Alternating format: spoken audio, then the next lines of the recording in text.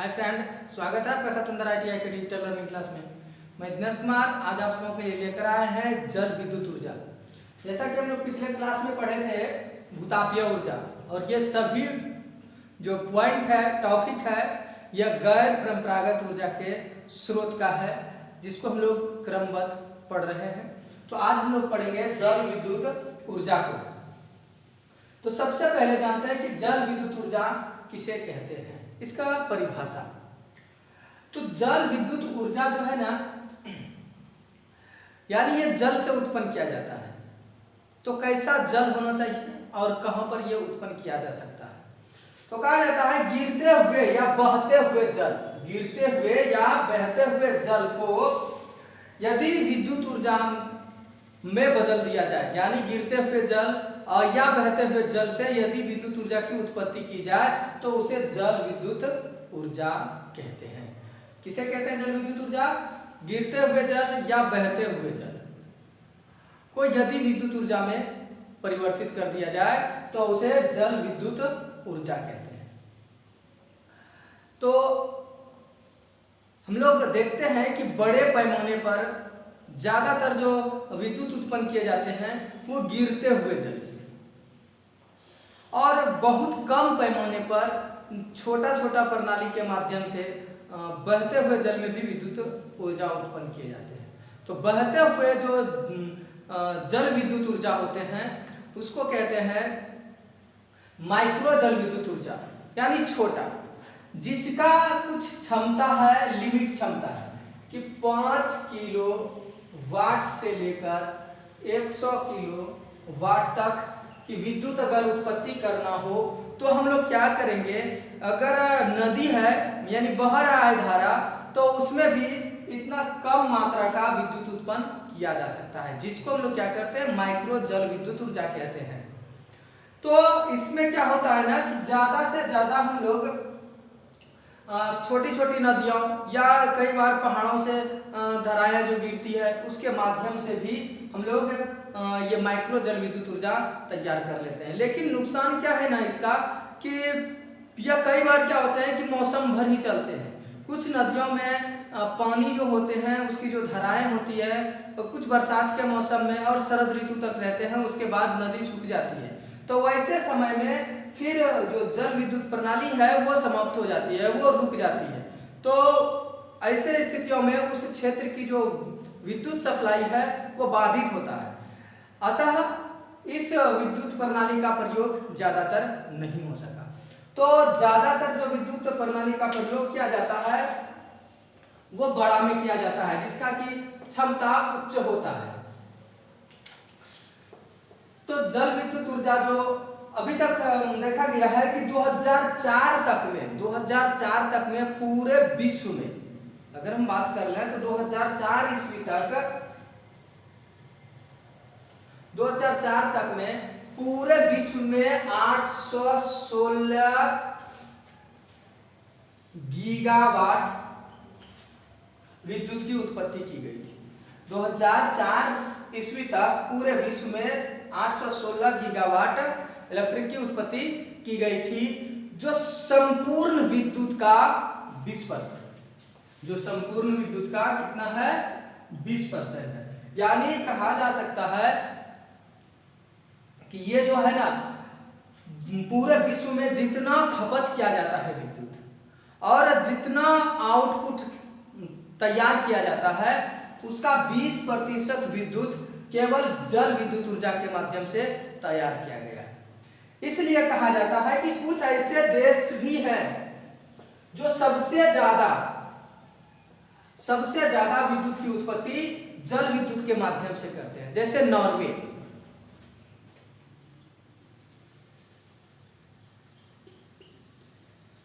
Norway विश्व का एकमात्र ऐसा देश है जो अपना कुल आउटपुट सोर्स का 96% विद्युत की उत्पत्ति जल विद्युत ऊर्जा के माध्यम से करते हैं, जल विद्युत ऊर्जा के माध्यम से करते हैं। बाकी 4% ही है जो दूसरे विधियों से तैयार किया जाता है, जैसे हो गया वाष्प टरबाइन या फिर पवन चक्की। आदि सोलर सेल, इन सभी से मात्र 4% की विद्युत की उत्पत्ति करते हैं नॉर्वे, और 96% जो होता है वो जल विद्युत संयंत्र के माध्यम से तैयार करते हैं। अगर हम बात कर लें तो ये जो होता है ना, इसका जो दक्षता होता है ना, इसके पीछे का राज ये है कि जल विद्युत ऊर्जा क्यों ज्यादा डेवलप करना चाहता है, तो इसके पीछे का राज है कि ये दक्षता इसकी बहुत अच्छा है।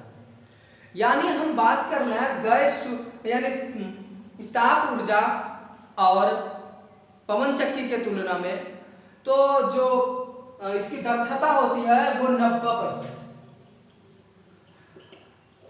जल विद्युत ऊर्जा की दक्षता 90%, ठीक है, जबकि वाष्प ऊर्जा की दक्षता 30% और पवन ऊर्जा की दक्षता 50% है। तो कहा जाता है संपूर्ण विद्युत ऊर्जा के दक्षता में से सबसे जो ज्यादा यानी अधिक दक्षता है वो है जल विद्युत ऊर्जा का।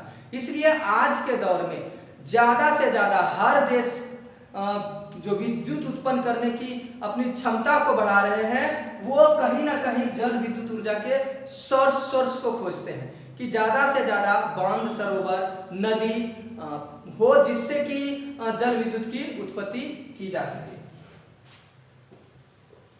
तो अब हम लोगों को जानना है इसका स्थिति कि जल विद्युत ऊर्जा की स्थिति क्या है।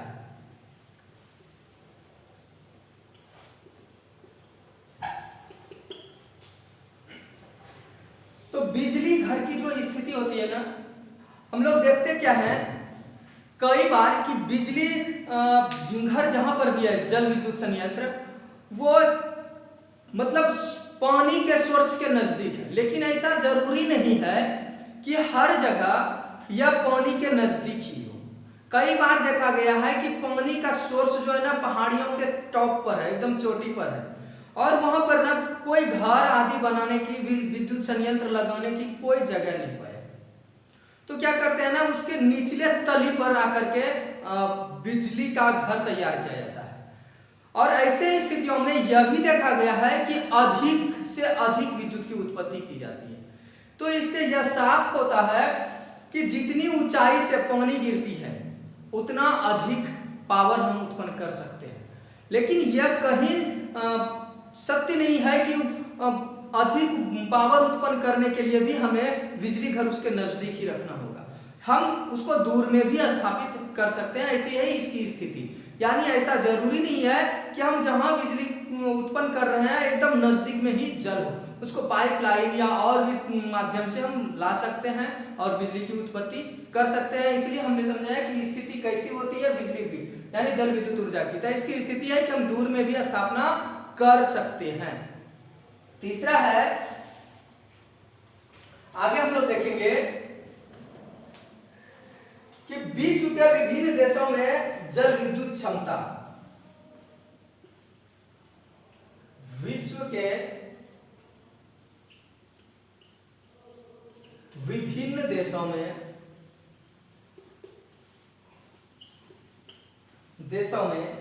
जल विद्युत क्षमता।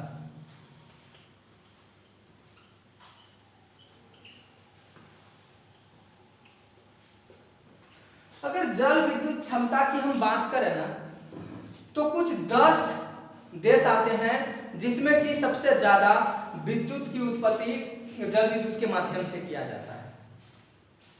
तो सबसे पहला जो देश आता है वो है चाइना। तो चाइना क्या करता है ना कि अपना देश में 1064 ट्रिलियन वाट की बिजली उत्पत्ति जल विद्युत संयंत्र के माध्यम से करते हैं।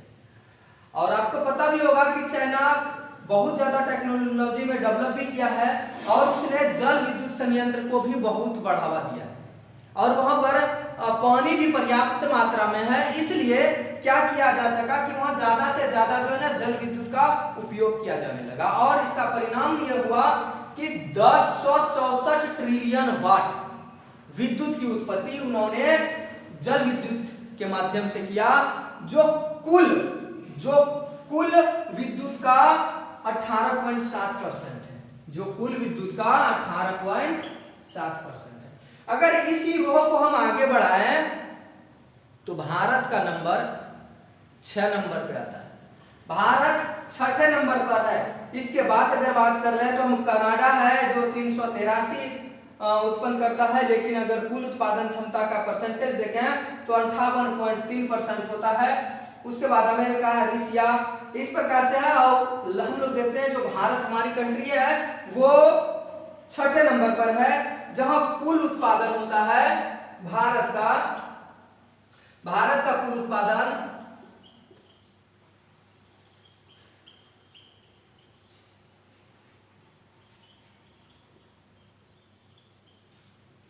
उत्पादन क्षमता है 132 ट्रिलियन और जो कि कुल विद्युत ऊर्जा का 10.2%। तो भारत में भी अब बहुत ज्यादा पैमाने पर विद्युत की उत्पत्ति की जा रही है। लेकिन ये जो हम गणना आपको दिखा रहे हैं ये वर्ष 2014 की गणना है। ये वर्ष 2014 की गणना है। वर्ष 2014 के गणना के अनुसार ही हम आपको बताएं कि किस किस देश में कितना विद्युत क्षमता जल विद्युत के माध्यम से किया जा रहा है और कुल उत्पादन का कितना % वो जल विद्युत संयंत्र के माध्यम से ऊर्जा प्राप्त करते हैं। लेकिन अगर आज के मौजूदा समय की बात किया जाए तो भारत ने भी बहुत डेवलप किया है। भारत अब 10 से बढ़कर 16% तक आ चुके हैं। 10 से बढ़कर भारत क्या हो रहे हैं, इंक्रीज कर रहे हैं। भारत इंक्रीज कर रहे हैं इसको, क्योंकि ये भी सोर्स खोज रहे हैं कि जल का कहाँ भंडारण है, जल कहाँ पर्याप्त मात्रा में है, कहाँ पर विद्युत संयंत्र लगाया जा सकता है। ऐसे जगहों को तलाशा जा रहा है और वहां पर जल विद्युत की स्थापना किया जा रहा है। इसके अनुकूल हम देखते हैं कि वर्ष 2021 तक में यह बढ़कर 16% तक आ चुका है। वर्ष 2021 तक यह परसेंटेज बढ़कर कहां आ चुके हैं, 16% तक। यानी कि कुल उत्पादन का 16% बिजली भारत में भी जल विद्युत के माध्यम से प्राप्त किया जा सका है। इस प्रकार से अब हम लोग देखेंगे कि आपको हम बताएं कि नॉर्वे एक ऐसा देश था जहां सबसे ज्यादा विद्युत की उत्पत्ति 94% जल विद्युत के माध्यम से किया जाता है।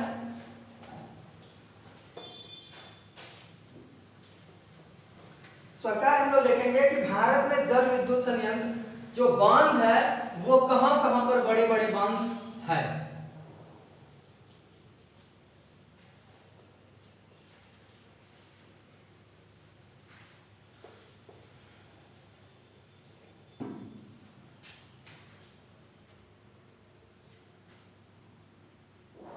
तीसरा पॉइंट है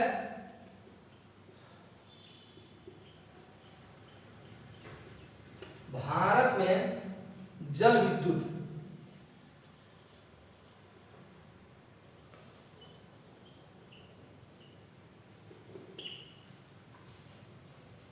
तो भारत में जो जल विद्युत है, कहा जाता है कि भारत में विभिन्न बांध, सरोवर एवं नदियों पर जल विद्युत परियोजना आरंभ की गई है, जिसमें से सबसे पुराना जो जल विद्युत परियोजना है वो दार्जिलिंग में है, जो 1887 ईस्वी में स्थापना हुआ है और आज तक वो सुचारू रूप से चालू है। मतलब इसकी आयु भी जो है ना बहुत गजब का है, मतलब बहुत लंबे समय तक चलने वाला परियोजना होता है। इसका शुरुआती खर्च जो होता है वो कुछ ज्यादा होता है, यानी लागत शुरुआती में अगर हम जोड़ेंगे कि स्थापना के टाइम में तो बहुत ज्यादा लागत आता है। लेकिन जब इसकी लॉन्ग लाइफ को हम देखते हैं, जो इसकी आयु होती है, समय अवधि होती है, जब उसमें हम कैलकुलेशन करते हैं उसको, तो बाकी सभी विद्युत ऑफ सोर्स से ये बहुत ज्यादा सस्ता है। ये बहुत ज्यादा सस्ता है क्योंकि इसके लिए ना किसी भी प्रकार की ईंधन की आवश्यकता नहीं होती है। बस केवल एक बार आप स्थापना कर दीजिए और उसके बाद आप पर्याप्त मात्रा में विद्युत ऊर्जा लीजिए। तो यह इस नजरिए से देखा जाए तो बिल्कुल ही सस्ते हैं। तो दार्जिलिंग में हम बताया कि भारत का सबसे पहला यानी प्रथम, अगर हमसे किसी ने पूछा कि भारत का सबसे पुराना या प्रथम जल विद्युत संयंत्र कहाँ स्थापित है, तो हम कह सकते हैं दार्जिलिंग में, जो 1887 में स्थापित किए गए हैं और आज तक वो सुचारू रूप से चल रहे हैं। लेकिन इसके अलावा और भी बहुत से स्थान है जहां पर जल विद्युत संयंत्र है। जैसे कि आपको पता होगा भाखड़ा नांगल बांध,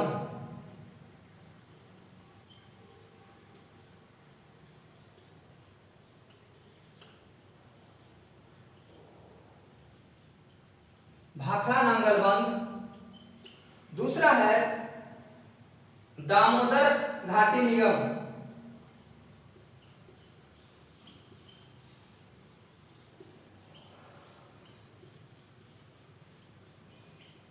दामोदर घाटी निगम। तीसरा है हीराकुंड योजना,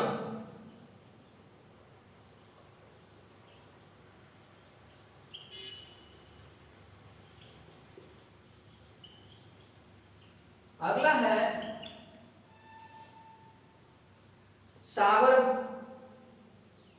साबरमती, उसके बाद है सरदार सरोवर परियोजना,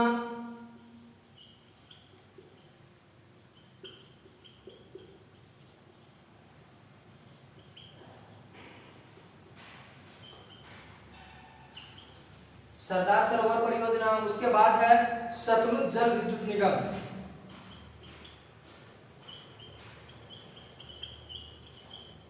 सतलुज जल विद्युत निगम लिमिटेड।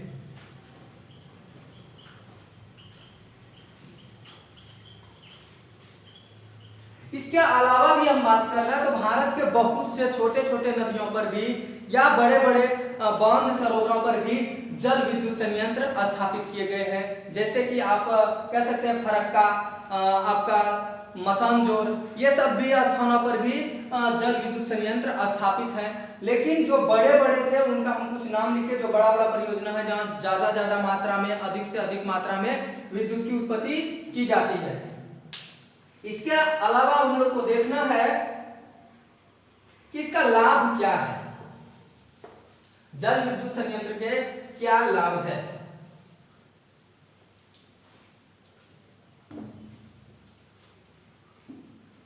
चौथा पॉइंट हम लोग को देखना है जल विद्युत के लाभ।